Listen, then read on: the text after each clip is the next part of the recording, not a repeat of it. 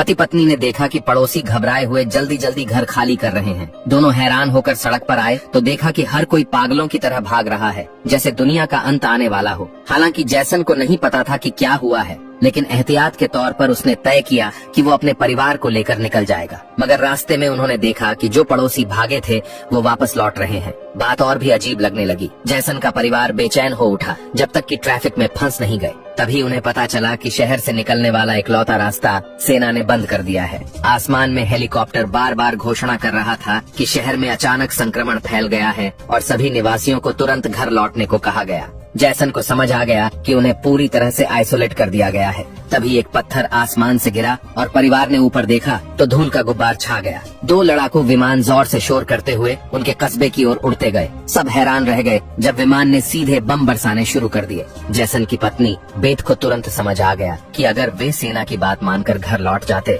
तो अंजाम बहुत भयानक होता। तभी विमान मुड़कर सड़क पर चल रहे लोगों की ओर आने लगे। सबको अब समझ आया कि सेना सबको मारना चाहती है। बेथ ने पहाड़ी पर स्कूल देखा और तुरंत परिवार को लेकर चढ़ाई शुरू की। पीछे से विमान दूसरी बार बमबारी शुरू कर चुके थे। अच्छा हुआ कि वे तेज थे और धमाके की लहर से बच निकले। लड़खड़ाते हुए वे स्कूल पहुँचे और जोर से बंकर का दरवाजा पीटा। दूर से विमान की आवाज और तेज होती गई। जैसे ही बंकर का दरवाजा बंद हुआ, ऊपर जोरदार धमाका हुआ। आखिर ऐसा कौन सा वायरस था कि सेना को इतना बड़ा कदम उठाना पड़ा? जैसन का परिवार कुछ भी समझ नहीं पाया और उन्होंने फिलहाल बंकर में ठिकाना बना लिया। अच्छी बात ये थी कि वहाँ बड़ी मात्रा में एक्सपायरी खाना रखा हुआ था जो 3 लोगों के लिए काफी समय तक चल सकता था। पत्नी बेथ का चेहरा उतरा हुआ था। दरवाजा बंद करते समय उसके हाथ की हथेली कट गई थी। उसे नहीं पता था कि कहीं वो वायरस से संक्रमित तो नहीं हो गई, मगर अभी ये सोचने का वक्त नहीं था। जैसन ने लोहे की जंजीर से बंकर का दरवाजा मजबूती से बंद कर दिया और तय किया कि फिलहाल यहीं कुछ दिन छिप कर रहेंगे। लेकिन जमीन के नीचे रहने का जीवन आसान नहीं था। हर दिन वही एक जैसे टिन के खाने और पीने के लिए कीचड़ भरे भूमिगत कुएं का पानी। खाली समय में वे ताश खेलते, छुपन छुपाई खेलते। दुनिया से पूरी तरह कटे हुए इस जीवन ने जैसन के परिवार को मानो किसी दुनिया के अंत का एहसास दिलाया। सबसे पहले बेटी ने यह जीवन बर्दाश्त नहीं किया। उसने पूछा, पापा हम यहाँ कब तक रहेंगे? जैसन के पास कोई जवाब नहीं था। उसने बस यही कहा, जब बाहर वायरस चला जाएगा और जीवन फिर से पनपेगा तभी हम फिर से बाहर जाएंगे। उन्हें नहीं पता था कि ये इंतजार 300 दिनों तक खींच जाएगा। बेटी बार बार माँ के बनाए परावर्तक शीशे से वेंटिलेशन डक्ट से बाहर झांकती, लेकिन हर बार वही बमबारी से जली हुई राख जैसी दुनिया दिखती। कहीं भी जिंदगी के कोई निशान नहीं। ये सब देखकर उस छोटी बच्ची को लगने लगा कि शायद वे ही इस दुनिया के आखिरी जीवित लोग हैं। माँ ने उसे दिलासा दिया, शायद तुम्हारे दोस्त भी हमारी तरह कहीं छिपे हुए हों। तभी बच्ची ने एक टिन का डिब्बा खोला जो अंदर से खाली था। उसकी पीछे की तरफ एक छोटा सा छेद था। शायद कोई चीज उसमें से खाना चुरा गई थी। बेथ ने सारी बची हुई टिनों की जांच की। पूरे 12 डिब्बे खाली थे। ये तो उनके 2 हफ्तों का राशन था। दुख होना लाजमी था। बेथ ने वेंटिलेशन डक्ट की तरफ देखा और अंदाजा लगाया कि शायद कोई चूहा अंदर आकर खाना ले गया। बेटी के उदास चेहरे को देख जैसन ने तुरंत दिलासा दिया, छोटी छोटी बातों से परेशान मत हो। अगर खाना खत्म हो भी गया तो मैं ऊपर जाकर कुछ सामान ले आऊंगा। उस रात जब बच्ची माँ के साथ ब्लॉक्स खेल रही थी तभी पीछे से हल्की सी आवाज आई। देखा तो एक चूहा फिर से टिन फूड चुराने घुस आया था। जैसन गुस्से में भरे हुए चाकू निकालकर उसे टुकड़े टुकड़े करने ही वाले थे, लेकिन वह छोटा सा जीव असाधारण तेज निकला। वो लगभग छेद से बाहर निकल ही गया था कि बेथ ने अचानक झपट्टा मारा और चूहे को झपटा कर दिया। लेकिन परिवार अभी खुशी भी नहीं मना पाया था कि एक तीखी मिर्च जैसी गंध चारों तरफ फैल गई। असल में चूहा भागते समय तेल का लैंप गिरा गया था जो अब जलने लगा। जैसन उसे बंद करने दौड़ा, लेकिन जलते हुए लोहे से हाथ जल गया और वो चिल्ला उठा। तापमान बढ़ता गया और अंत में लैंप का ढक्कन फट गया, जिससे उसमें भरा केरोसिन फैल गया और आग भड़क उठी। बेथ ने पर्दा फाड़कर आग बुझाने की कोशिश की। जैसन ने पत्थर की नल से आधी बाल्टी पानी निकालकर आग पर डाला। पति पत्नी की कोशिशों से आग पर काबू पा लिया गया। जब वे बिस्तर के नीचे छिपी बेटी को ढूंढने पहुँचे तो देखा वो एक आईने से सामने देख रही थी। दरअसल धुआं वेंटिलेशन डक्ट से बाहर निकल रहा था, जिससे उनका ठिकाना उजागर हो सकता था। अब सब लोग सांस रोक कर बैठे थे। जैसन ने सबसे पहले बोलकर कहा कि शायद रात का अंधेरा धुएं को छुपा लेगा। तीनों डर के साये में पूरी रात जागते रहे। सौभाग्य से कुछ भी अप्रत्याशित नहीं हुआ, लेकिन जैसन ने परावर्तक शीशे से देखा कि उस पर मोटी परत जली हुई कालिख की जमा हुई थी। यानी धुआं बाहर तो गया, लेकिन वेंटिलेशन डक्ट के चारों ओर कालिख जम गई होगी ताकि वे पकड़े न जाएं। पति पत्नी ने बाहर जाकर सफाई करने का निश्चय किया। उन्होंने दरवाजे की जंजीर खोली बाहर की आवाजों को ध्यान से सुना और जब यकीन हुआ कि बाहर शांत है, तब दोनों ने मिलकर बंकर का दरवाजा खोला। अब बेटी अकेली अंदर रह गई थी, लेकिन बहुत देर तक इंतजार करने के बाद भी उसके माता पिता वापस नहीं आए।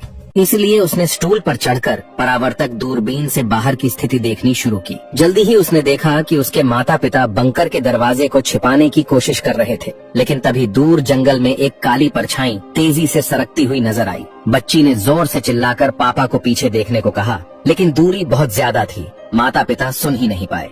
घबराहट में बच्ची अपने डर को भूल गई और सीढ़ी पर चढ़कर बंकर से बाहर निकल गई।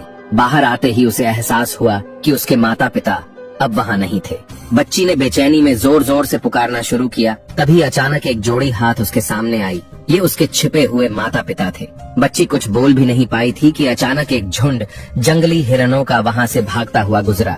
हालांकि वे तीनों बाल बाल बचे, लेकिन बेत की चिंता और बढ़ गई। इन हिरणों का इस तरह भागना जरूर किसी खतरनाक चीज से बचने की कोशिश थी। सबको खतरे का अंदाजा हुआ और वे तेजी से वापस बंकर की ओर भागे। जैसन ने लकड़ी की पट्टियों से बंकर का दरवाजा बंद किया और लोहे की जंजीर से उसे कसकर बंद कर दिया। सुरक्षा सुनिश्चित होने के बाद उसने सबको शांत रहने का इशारा किया और खुद पूरी एकाग्रता से बाहर की आवाजें सुनने लगा। ऊपर से वाकई में साफ साफ किसी के कदमों की आवाज आ रही थी, जैसे कोई वहाँ की असामान्य स्थिति भांप चुका हो। वो किसी चीज की तलाश में लगातार बंकर के ऊपर इधर उधर घूम रहा था। छोटी बच्ची डर के मारे फूट फूट कर रोने लगी। बेथ बस उसे चुप कराती रही, कहती रही कि अगर आवाज बाहर तक गई तो सब खत्म हो जाएगा। जैसन तुरंत आगे आया और बच्ची का ध्यान भटकाने की हर कोशिश करने लगा। धीरे धीरे बच्ची शांत हो गई। बेथ की नजर वेंटिलेशन डक्ट पर ही टिकी थी और उसके दिल की बेचैनी बढ़ती जा रही थी। अचानक ऊपर से जोर की टक्कर की आवाज आई और फिर भारी कदमों की गूंज। जैसन ने आवाजों का पीछा किया और अंत में वो कदम उनके बंकर के ठीक ऊपर रुक गए। उसके माथे पर पसीना छलक आया। जिसे वे डर रहे थे वो आखिरकार आ ही गया। कोई बंकर के लोहे के ढक्कन को जोर से धकेल रहा था और जंजीरों से बंद होने के बावजूद खतरा साफ महसूस हो रहा था। लेकिन ऊपर मौजूद वो प्राणी जैसे पक्का कर चुका था कि अंदर कोई है। लगातार कई जोरदार झटकों से बंकर के दरवाजे की लोहे की चेन को थामे खंभे टूटने लगे। दरवाजा अब ज्यादा देर टिक नहीं पाएगा। बेथ ने हिम्मत दिखाई, सीढ़ी पर चढ़ी और अपने शरीर का वजन इस्तेमाल करते हुए चेन को खींचकर दरवाजा बंद रखने की कोशिश करने लगी। लेकिन फिर भी लोहे का ढक्कन धीरे धीरे खुलने लगा। तभी एक जोड़ी हरी चमकती आंखें अंदर झांकने लगीं। छोटी बच्ची डर के मारे चीख पड़ी। ठीक उसी वक्त जैसन ने एक लोहे की पाइप को जबरदस्ती तोड़ा और उसे दरवाजे के किनारे में पूरी ताकत से घुसेड़ दिया। ऊपर से आ रहा दबाव अचानक गायब हो गया। पति पत्नी ने मिलकर फिर से बंकर को बंद कर दिया। भले ही बाहर की कदमों की आवाजें अब दूर जा चुकी थीं, लेकिन जैसन का शरीर अब भी बुरी तरह कांप रहा था। वो कभी सोच भी नहीं सकता था कि बाहर की दुनिया में न सिर्फ बेरहम सैनिक थे, बल्कि खतरनाक राक्षस भी घूम रहे थे। परिवार सीढ़ियों के पास बैठा हुआ पूरी तरह निराश था, क्योंकि अब उनका ठिकाना उजागर हो चुका था और किसी भी वक्त नए हमलों की आशंका थी। वाकई ज्यादा समय नहीं बीता कि भंडार कक्ष की अलमारी हिलने लगी और ऊपर से फिर तेज कदमों की आवाजें सुनाई देने लगी, मानो हजारों जीव उनके सिर पर दौड़ रहे हों। फिर वो सभी बंकर के दरवाजे पर इकट्ठा हो गए और जबरदस्त हमला शुरू कर दिया। इस बार की ताकत पहले से कहीं ज्यादा थी। मजबूत लोहे का दरवाजा टूट गया और अंधेरे बंकर के मुहाने पर अनगिनत आंखें चमकने लगी। जैसन का परिवार डर के मारे पीछे हटता चला गया, लेकिन वे इन राक्षसों के कदम नहीं रोक पा रहे थे। जैसन ने अपनी तेल की लैंप फेंक दी और भंडार की अलमारी को दरवाजे पर अड़ा दिया, पर ये सब ज्यादा देर नहीं रोक सकता था। तभी बच्ची को जमीन की ओर खुलने वाला एक वेंटिलेशन डक्ट दिखाई दिया। जैसन ने ताकत से उसे तोड़ा और पूरी शक्ति लगाकर अपनी पत्नी और बेटी को बाहर की ओर धकेल दिया। लेकिन जब खुद बाहर निकलने की कोशिश की तो तंग जगह के कारण वो अटक गया। राक्षस बंकर में घुसने ही वाले थे। इस पर जैसन ने अपनी ही बाह मरोड़कर तोड़ दी।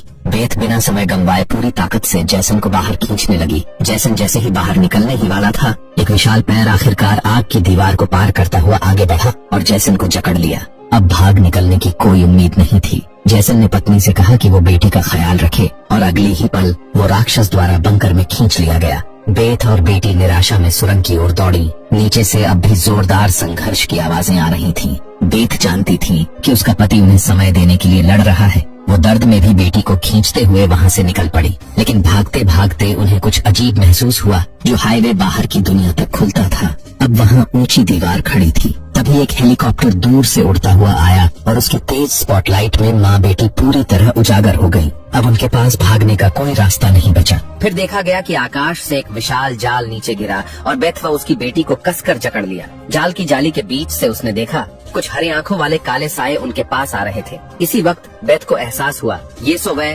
क्वाइम असल में तो सुरक्षा सूट पहने सैनिक थे, लेकिन अब माँ बेटी दोनों उनकी मर्जी के हवाले थी। उनमें से एक सैनिक ने एक बड़ी सी इंजेक्शन निकाली और दोनों के गले में बारी बारी से चुभा दी। जैसे ही काली रक्त की बूंदें निकलने लगीं, सैनिक ने ऐलान किया कि दोनों संक्रमित हैं। उसके आदेश पर सभी सैनिकों ने अपने हथियार ताने और माँ बेटी को वहीं मार डालने की तैयारी करने लगे। असल में जब वायरस पहली बार फैला था तभी इस छोटे से कस्बे के कई निवासी इसकी चपेट में आ चुके थे। ये वायरस हवा से फैलता था और इसका संक्रमण बेहद तेजी से होता था। संक्रमित लोग खुद भी नहीं जानते थे कि वो बीमार है। सेना के पास वायरस को रोकने का एकमात्र तरीका था बेरहमी से संक्रमितों को खत्म कर देना। जब बेथ ने देखा कि ये सैनिक उसकी छोटी बेटी को भी नहीं छोड़ने वाले तो वो पूरी तरह गुस्से में आ गई। उसके चेहरे पर काले निशान उभरने लगे, लेकिन इससे पहले कि वो कुछ कर पाती, एक सैनिक की गर्दन से खून का फव्वारा फूट पड़ा। वो कोई और नहीं बल्कि मौत से लौटकर आया जैसन था। इस समय उसने धीरे से अपनी आंखें लाल कर लीं। शरीर की ताकत भी सामान्य से कई गुना ज्यादा हो गई। स्पष्ट था कि जेसन संक्रमण के बाद वाले रूप में बदल चुका था, लेकिन वह गर्म हथियारों की गोलियों को नहीं रोक पाया और जमीन पर गिर गया हाँफते हुए। अच्छा ये हुआ कि इस झड़प के दौरान बास और उसकी बेटी जाल से निकलकर भागने में सफल हो गईं। सैनिक इधर उधर बिखरकर उन्हें ढूंढने लगे, लेकिन उन्हें यह अंदाजा नहीं था कि अब बास भी एक राक्षसी रूप में बदल चुकी थी। उसने कुछ सैनिकों को तुरंत मार गिराया, पर फिर खुद भी गोली लगने से कार की छत पर गिर पड़ी। अंधेरे में छुपी उसकी बेटी ने ये सब देख लिया। अपने माता पिता की हालत देखकर वह भी गुस्से में आकर रूपांतरित हो गई। एक छलांग में उसने एक सैनिक को गिरा दिया और उसे मारने ही वाली थी कि बास ने समय रहते उसे रोक दिया। वह नहीं चाहती थी कि उसकी बेटी भी एक दरिंदा बन जाए। उसने उसकी भावनाओं को शांत किया। धीरे धीरे लड़की की नसों की हरियाली गायब हो गई और वह फिर से इंसान में बदल गई। लेकिन सैनिक की किस्मत इतनी अच्छी नहीं थी। उसकी सुरक्षा ढाल टूट चुकी थी और वह धीरे धीरे वायरस से संक्रमित हो गया। अफसोस कि जैसन की हालत बहुत गंभीर थी। उसने बेटी के चेहरे को देख अपने चिरपरिचित अंदाज में विदाई दी और हमेशा के लिए आंखें बंद कर लीं। उसी वक्त एक और हेलीकॉप्टर आ गया। बास अपनी बेटी को लेकर भागी। कबाड़ के ढेर में छुपते हुए उन्हें एक गुप्त भूमिगत सुरंग दिखी। तभी एक रोशनी उन पर पड़ी। देखने पर पता चला कि सामने पड़ोस का वह छोटा लड़का था। वे उसके पीछे चल पड़े और एक मोड़ पर उन्हें एक भूमिगत तहखाने का दरवाजा मिला। वहाँ बहुत सारे परिचित लोग छुपे हुए थे। असल में बहुत से बचे हुए लोग वहीं पर थे। जिंदा रहने के लिए वे अंधेरे में चूहे जैसे जीवन जीने को मजबूर थे। मुख्य किरदार का परिवार हर दिन उन राक्षसों से भाग रहा था, लेकिन सच में वे खुद सामान्य लोगों की नजर में राक्षस बन चुके थे। अगर उनकी बातचीत पर ध्यान दिया जाए तो लगता है उन्हें पहले से पता था कि वे संक्रमित हैं और यह भी कि गुस्से में वे रूपांतरित हो जाते हैं। इसी वजह से वे बार बार अपनी बेटी से कहते थे कि गुस्सा मत करना। तो दोस्तों, आज की कहानी यहीं खत्म होती है। अगर पसंद आई हो तो जुड़े रहे, अगली बार फिर मिलेंगे।